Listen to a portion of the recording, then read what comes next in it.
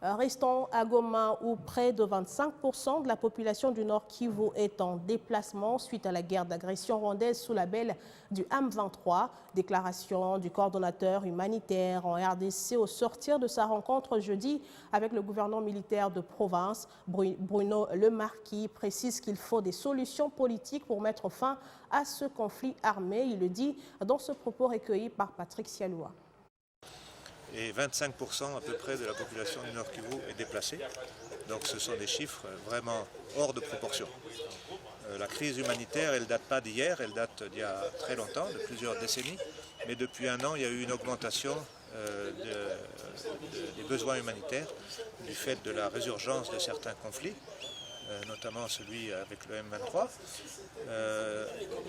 qui a eu des conséquences directes sur la province du Nord Kivu, avec énormément de déplacements de population dans les territoires de Rutshuru, Nyiragongo, Masisi, notamment autour de Goma, mais pas seulement. Donc voilà, donc il y a eu augmentation du nombre de déplacés, augmentation des besoins humanitaires, et c'est ça qui a aussi créé cette plus grande attention au niveau international, cette augmentation des violences sexuelles, notamment dans les sites autour de Goma. Donc tout ça, ça a forcé, il y a eu des discussions au niveau du système humanitaire international. Qu'est-ce qu'on peut faire de plus?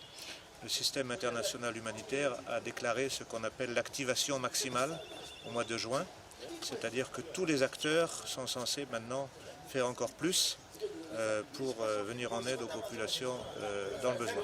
Bien sûr, l'humanitaire n'est pas la solution aux problèmes humanitaires. Donc aussi pour vraiment que les solutions politiques, le retour de la paix qui est lié aux solutions politiques, que tout soit fait pour que ça débouche sur des résultats. Puisque sinon, ça continue à créer des besoins humanitaires et donc les acteurs humanitaires sont vraiment débordés.